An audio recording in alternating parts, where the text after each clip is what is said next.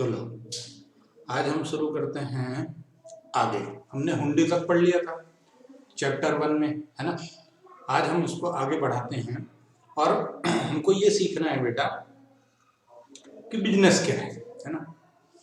तो देखो, all human beings wherever they may be, कोई भी आदमी कहीं भी हो, require different types of goods and services to satisfy their need.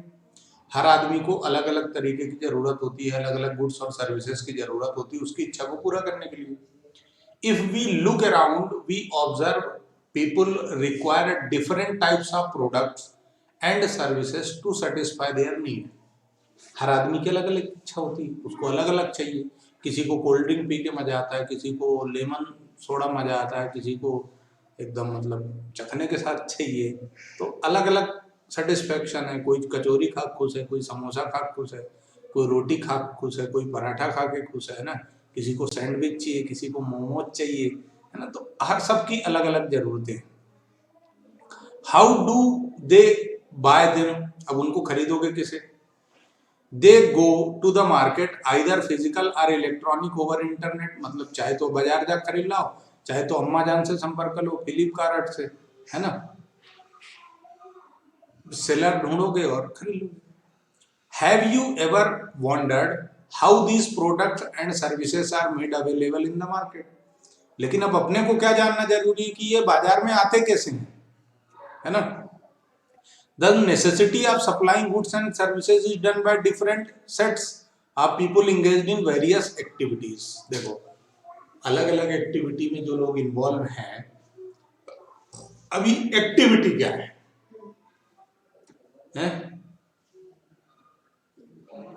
Activity क्या है? दो तरह की एक्टिविटी होती है बिजनेस में, इकोनॉमिक और नॉन इकोनॉमिक। तो समझो,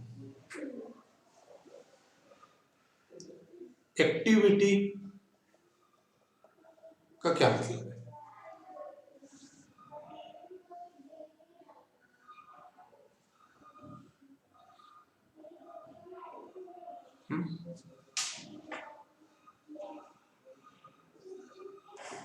ऐसा कुछ, एक सेकंड में।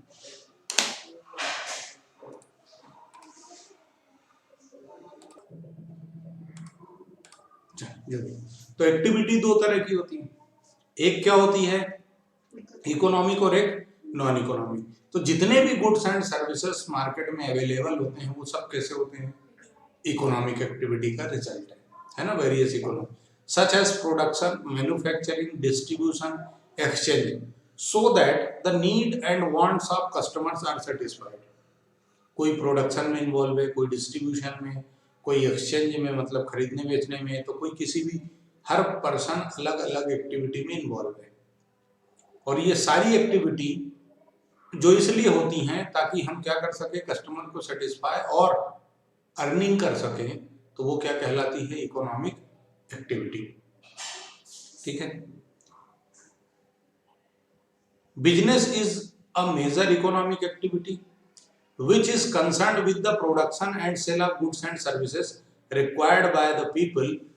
ठीक है, क्या बोलना है इनका,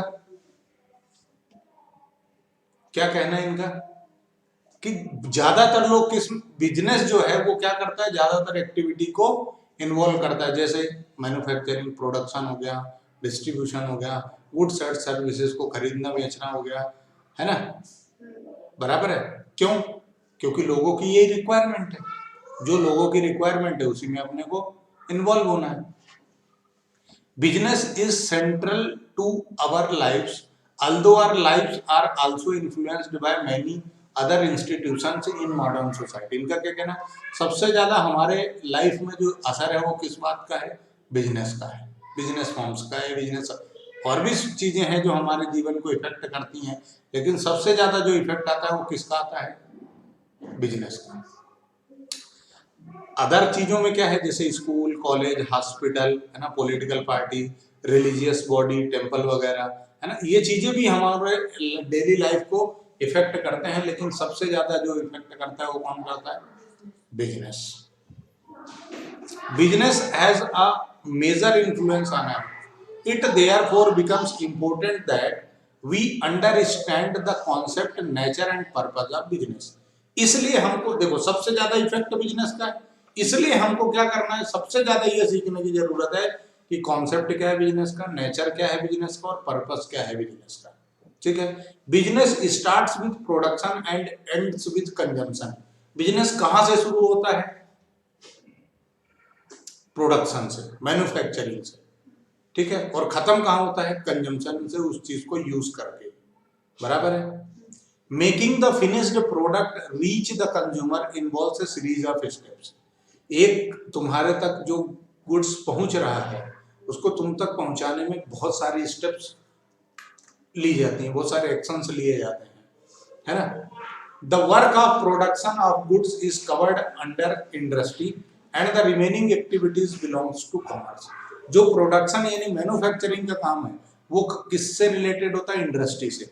बाकी जितनी भी चीजें हैं गुड्स तुम तक पहुंचने का, वो सब कुछ किस में आता है? कॉमर्स में आता है। ठीक है। In a nutshell we call them business, और इसी को हम क्या बोलते हैं? Business, which is wider term and includes industry, trade and commerce. मतलब बिजनेस एक वाइडर टर्म है जिसमें इंडस्ट्री, बिजनेस और कॉमर्स सब कुछ शामिल होता है। बिजनेस के अंदर इंडस्ट्री, ट्रेड और कॉमर्स सारी चीजें इंक्लूडेड होती हैं, एक वाइडर टर्म है। ठीक है। तो इन्होंने क्या कहा? Transfer of goods and services, monetary system, है ना। इकोनॉमिक एक्टिविटीज में क्या होता है बेटा? एक्सचेंज, प्रोडक्शन और परचेज, कंजम्पशन और डिस्ट्रीब्यूशन। डिस्ट्रीब्यूशन मतलब division of income among factor of production, satisfaction of need and wants. Distribution का मतलब देखो क्या होता है, किसी भी प्रोडक्ट को मैन्युफैक्चर करने के लिए, किसी भी प्रोडक्ट को मैन्युफैक्चर करने के लिए क्या चाहिए बेटा? दो चार चीजें चाहिए। यानी कि मैं दूसरे शब्दों में कहूं, एक मिनट, तो देखो क्या बता रहा था मैं? हाँ, प्रोडक्शन। प्रोडक्शन के लिए हमको कुछ फैक्टर्स लगते हैं। फैक्टर मतलब रिसोर्सेस, फैक्टर मतलब रिसोर्सेस। वो रिसोर्सेस क्या हैं? इसी को बोला जाता है फैक्टर्स ऑफ प्रोडक्शन। इन्हीं को क्या बोला जाता है? Factors of production. इनको याद रखने का तरीका है बेटे LLCE, लस्सी। याद रखने का क्या तरीका है? LLCE, लस्सी। लैंड, लेबर, कैपिटल, अच्छे से समझते हो, इंटरप्रेन्योर, बिजनेसमैन। क्या चीजें चाहिए? चार चीजें चाहिए। क्या क्या चार चीजें चाहिए? लैंड, जमीन चाहिए, लेबर चाहिए, कैपिटल चाहिए, और इंटरप्रेन्योर यानी risk taker, one who takes risk of doing economic activity. Entrepreneur मतलब one who takes risk of doing business, that is economic activity। ठीक है। Business that is economic activity में जो बंदा इन्वॉल्व होता है वो क्या कहलाता है? Entrepreneur, risk taker. दूसरे शब्दों में क्या कहोगे? Risk taker. ठीक है। तो फैक्टर ऑफ प्रोडक्शन क्या हो गया बेटा? लस्सी, लैंड, लेबर, कैपिटल और इंटरप्रेन्योर। क्या बोलोगे? जो ओनर होता है वही होता है ना। अब समझो, अब क्या है? इधर है हाउस होल्ड, घर में जो लोग हैं वो। ठीक है। एक है हाउस होल्ड और दूसरा क्या है? फर्म। हाउस होल्ड के पास क्या है? जमीन है ना। लेबर है खुद वो मजदूर है, कैपिटल है पूंजी भी उसी के पास है, और इंटरप्रेन्योर भी वही है। तो वो क्या करता है, फर्म को फैक्टर ऑफ प्रोडक्शन अवेलेबल कराता है, फैक्टर ऑफ प्रोडक्शन अवेलेबल कराता है। इसी को दूसरे शब्दों में कहा जाता है बेटे फैक्टर सर्विस। इसी को क्या कहा जाता है, फैक्टर सर्विसेज। ठीक है, हाउस फर्म यानी बिजनेस, ये लो फर्म मतलब बिजनेस। तो हाउस होल्ड क्या करता है, फर्म को बिजनेस एक्टिविटी परफॉर्म करने के लिए फैक्टर ऑफ प्रोडक्शन प्रोवाइड करता है। ठीक है, फैक्टर ऑफ प्रोडक्शन चीजें मैन्युफैक्चर करता है, मतलब फर्म चीजें मैन्युफैक्चर करती है गुड्स, और उस गुड्स जो सर्विस लेती है उसके बदले इनको पेमेंट देती है, जिसको कहा जाता है फैक्टर पेमेंट। फैक्टर पेमेंट को ही क्या बोला जाता है बेटा, डिस्ट्रीब्यूशन ऑफ इनकम। ठीक है, क्योंकि समझना फैक्टर पेमेंट को ही क्या बोला गया है, डिस्ट्रीब्यूशन ऑफ इनकम। एक चीज समझो, लैंड को क्या मिलता है बेटा, रेंट। लैंड को क्या मिलता है, रेंट। लेबर को क्या मिलता है, सैलरी या वेजेस। ठीक है, कैपिटल को क्या मिलता है, इंटरेस्ट ब्याज, और एंटरप्रेन्योर को क्या मिलता है, प्रॉफिट। यानी कि फैक्टर ऑफ प्रोडक्शन क्या होते हैं, लैंड, लेबर, कैपिटल और एंटरप्रेन्योर, और फैक्टर रिसिप्ट या distribution of income, factor payment क्या होता है, रेंट, वेजेस, इंटरेस्ट और प्रॉफिट। क्लियर है क्या, डन, समझ गए चीजें, आगे बढ़ जाए। अच्छा, बहुत बढ़िया, मजा आ गया, अब आगे समझाओ। तो देखो,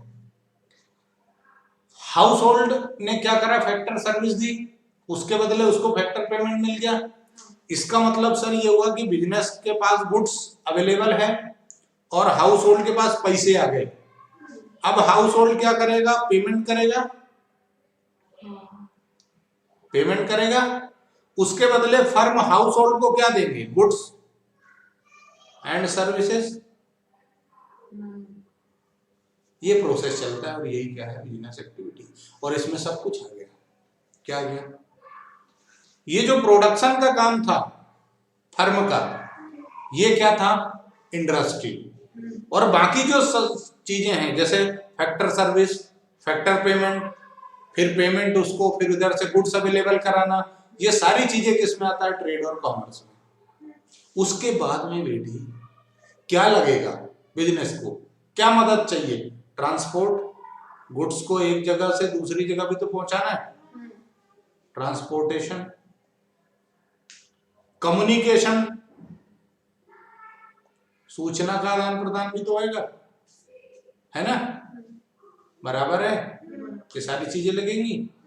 तो यही चीज हम वहां पर पढ़ रहे थे।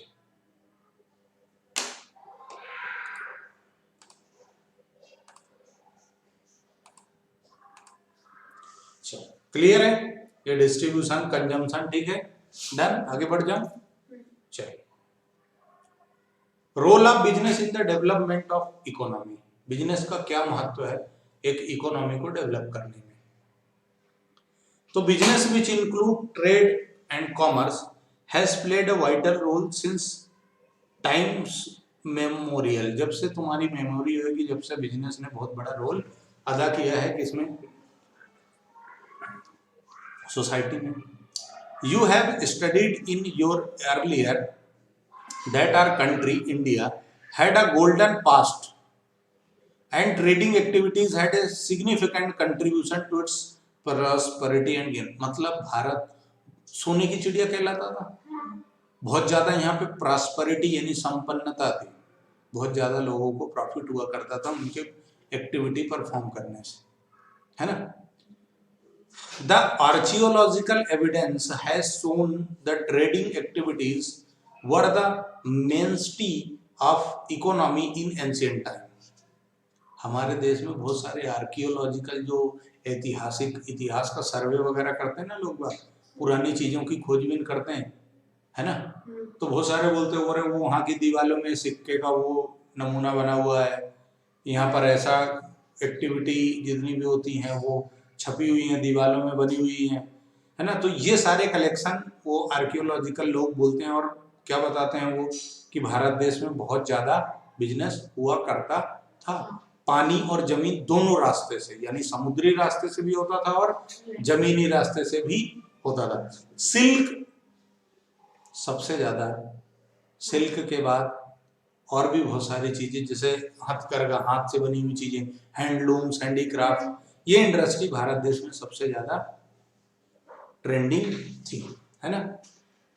बराबर है, आगे बढ़े।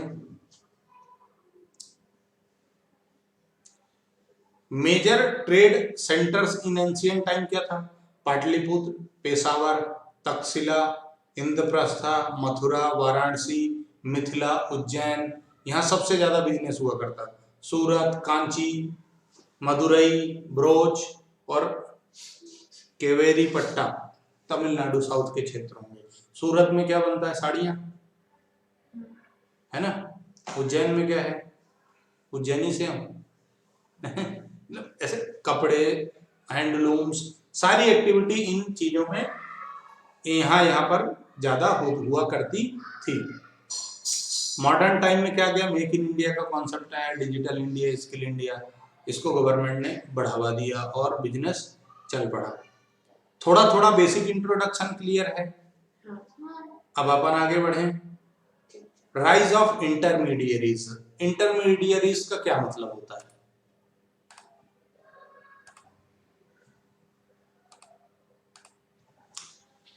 इंटरमीडियरी कौन होता है और इसका रोल क्या है?